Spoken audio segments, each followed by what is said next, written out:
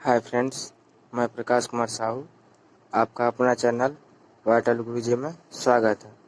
आज हम विशेषण के बारे में पढ़ने जा रहे हैं।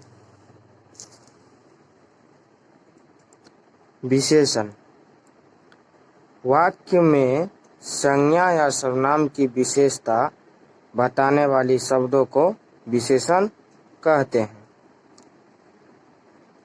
वाक्य में संज्ञा या सर्वनाम की विशेषता बतलाने वाले शब्दों को विशेषण कहते हैं। विशेष्य जिन शब्द संज्ञा अथवा सर्वनाम जिन शब्द की विशेषता बताई जाती है उसे विशेष्य कहते हैं। जिन शब्द संज्ञा या सर्वनाम की विशेषता बताई जाती है उसे विशेष्य कहते हैं। जैसे लाल गाय, पीला शर्ट, मेहनती लड़का इत्यादि। यहाँ लाल, पीला, मेहनती विशेषण है, जबकि गाय, शर्ट, लड़का विशेष्य है। विशेषण के प्रकार। विशेषण के 5 प्रकार हैं। विशेषण के 5 प्रकार हैं। पहला गुणवाचक विशेषण, दूसरा संख्यावाचक विशेषण, तीसरा परिणाम बोधक विशेषण, चौथा सार्वनामिक विशेषण, पांचवा व्यक्तिवाचक विशेषण।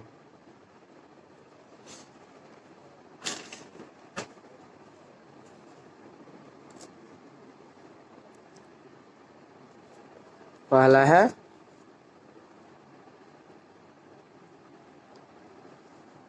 गुणवाचक विशेषण।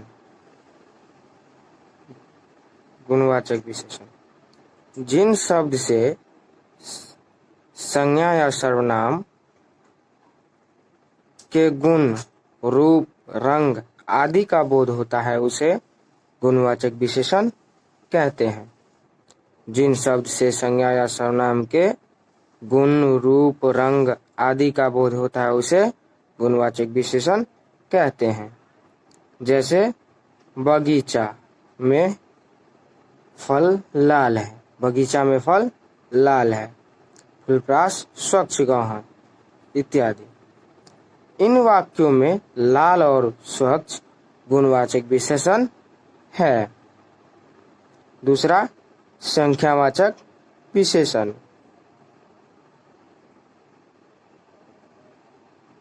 जिस विशेषण से संज्ञा या सर्वनाम की जिन विशेषण से संज्ञा या सर्वनाम की संख्या का बोध होता है उसे संख्यावाचक विशेषण कहते हैं।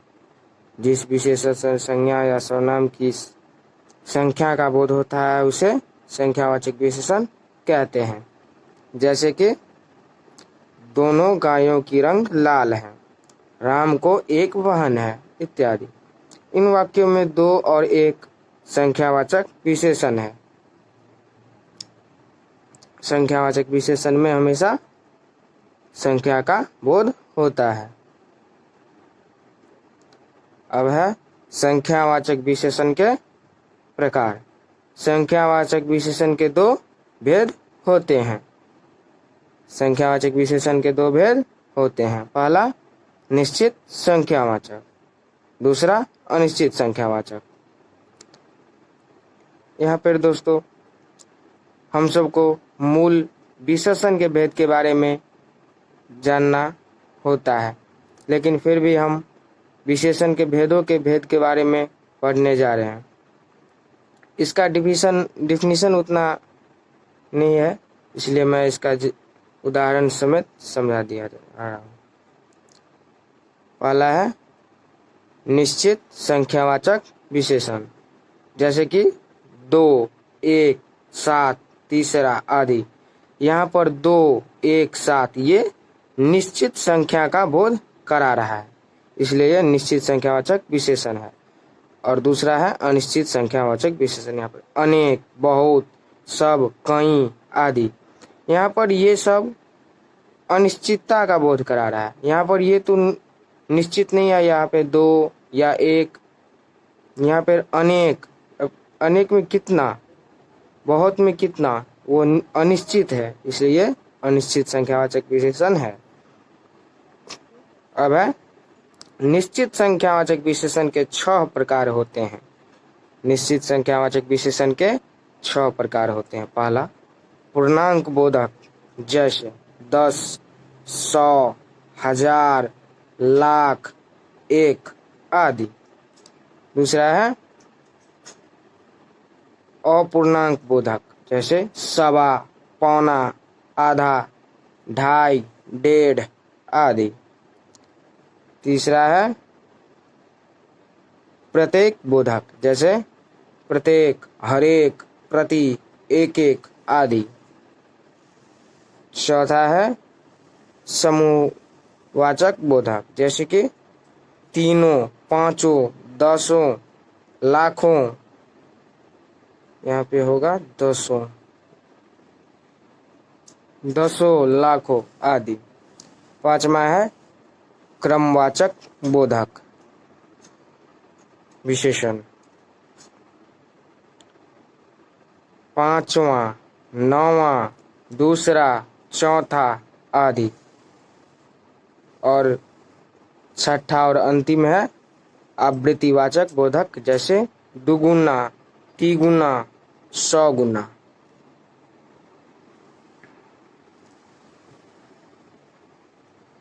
अब आते हैं निश्चित संख्यावाचक से अधिकतर बहुतत्व का बोध होता है। अनिश्चित संख्यावाचक से अधिकतर बहुतत्व का बोध होता है। अनिश्चित संख्यावाचक में हमेशा बहुत या अनेक चीजों का बोध होता है, जैसे कि सभी फल खराब हो गए इत्यादि। यहाँ पर सभी, यहाँ पर कोई निश्चित मान नहीं दिया गया है, सभी, इसलिए अनिश्चित संख्यावाचक विशेषण है। निश्चित संख्यावाचक के अंतर्गत आने वाले पूर्णांक बोधक विशेषण के पहले, करीब या लगभग और बाद में ए या ओ प्रत्यय लगाने से अनिश्चित विशेषण हो जाता है। निश्चित संख्या के अंतर्गत आने वाले पूर्णांक बोधक विशेषण के पहले, करीब या लगभग और बाद में ए या ओ प्रत्यय लगा देने से अनिश्चित संख्यावाचक विशेषण हो जाता है। जैसे बारात में लगभग 100 लोग आएंगे, यहाँ पर लगभग और ए प्रत्यय है इत्यादि। अब तीसरा है परिमाणवाचक विशेषण। जिस विशेषण शब्द से नाप तौल का बोध होता है उसे परिमाणवाचक विशेषण कहते हैं। जिस विशेषण शब्द से नाप या तौल का बोध होता हो उसे परिमाणवाचक विशेषण कहते हैं। जैसे मुझे 2 किलो चावल चाहिए, यात्रियों को थोड़ा पानी पिला देना चाहिए आदि। इन वाक्यों में 2 किलो, थोड़ा पानी परिमाणवाचक विशेषण है।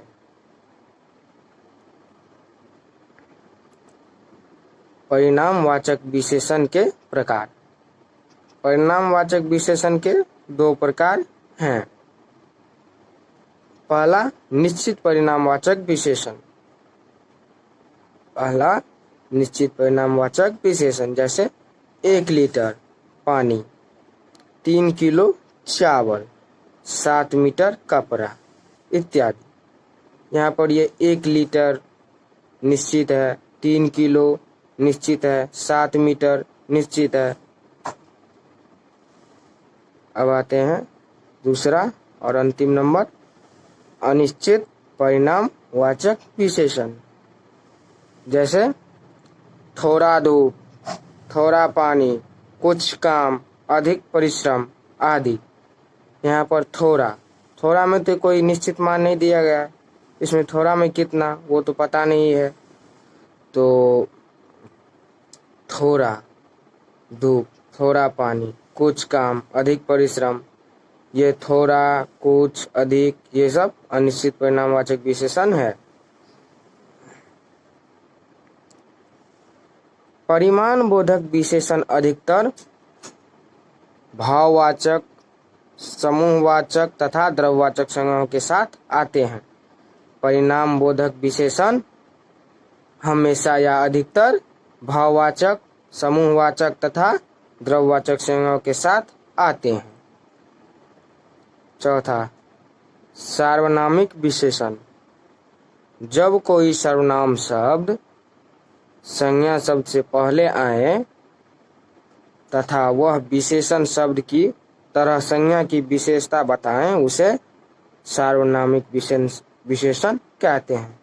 जब कोई सर्वनाम शब्द संज्ञा शब्द से पहले आए तथा वह विशेषण शब्द की तरह संज्ञा की विशेषता बताएं, उसे सार्वनामिक विशेषण कहते हैं।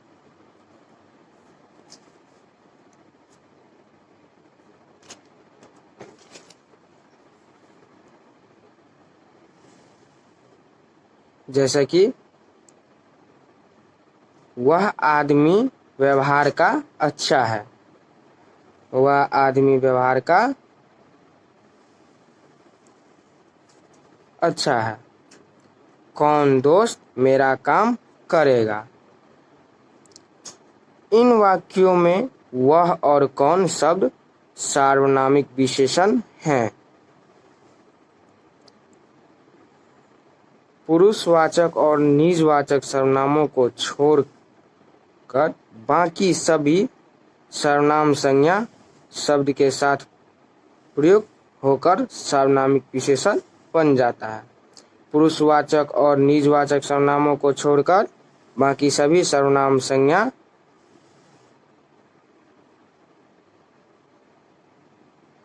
सर्वनाम संज्ञा शब्द के साथ प्रयुक्त होकर सार्वनामिक विशेषण बन जाता है। जैसे निश्चयवाचक सर्वनाम के साथ यह प्रतिमा, ये मूर्तियां, ये प्रतिमाएं आदि। अनिश्चितवाचक के साथ कोई आदमी, कोई औरत, कुछ हानि आदि। संबंधवाचक के साथ जो पेन, जो लड़का, जो वस्तुएं आदि। प्रश्नवाचक के साथ कौन लोग, क्या काम इत्यादि। अब पांचवा और अंतिम विशेषण के प्रकार हैं व्यक्तिवाचक विशेषण। क्या है? व्यक्तिवाचक विशेषण वे विशेषण जो संज्ञा से बनकर अन्य संज्ञा व सर्वनाम की विशेषता बताते हैं, उसे व्यक्तिवाचक विशेषण कहते हैं। वे विशेषण जो संज्ञा से बनकर अन्य संज्ञा व सर्वनाम की विशेषता बताते हैं, उसे व्यक्तिवाचक विशेषण कहते हैं। और इसे हम ये भी कह सकते हैं, वह विशेषण शब्द जो अपनी व्यक्तिगत का प्रदर्शित करे। जैसे कि मुजफ्फरपुर का लीची, यहाँ पर व्यक्तिगत करा रहा है लीची मुजफ्फरपुर का। काश्मीरी सेब व्यक्तिगत करा रहा है काश्मीरी, यहाँ पे तो कोई ये नहीं दिया गया है से कर्नाटक या आंध्र प्रदेश, कोई यहाँ पे व्यक्तिगत दिया गया है काश्मीरी सेब। सीधा सेब रहता तो यहाँ पे व्यक्तिगत नहीं दिया गया, तो वो सीधा सेब व्यक्तिवाचक विशेषण नहीं होता। बनारसी साड़ी, बीकानेरी भुजिया आदि। तो आज का क्लास यहीं पे समाप्त होता है। हम सबको व्याकरण में ज़्यादातर विशेषण तक ही ज़्यादा पूछा जाता है और ज़्यादा से ज़्यादा क्रिया तक आजकल पूछा जाता है। इससे आगे उतना ज़रूरी नहीं होता है। तो मैं अगले क्लास में क्रिया के बारे में बताऊंगा, और मेरी पिछली वीडियो को जो नहीं देखे हैं वो देख लें, और मेरे चैनल वाइटल गुरुजी को ज़्यादा से ज़्यादा like, share, comment and subscribe करें, और मुझ पे ऐसे ही प्यार बरसाते हैं। Thanks friends.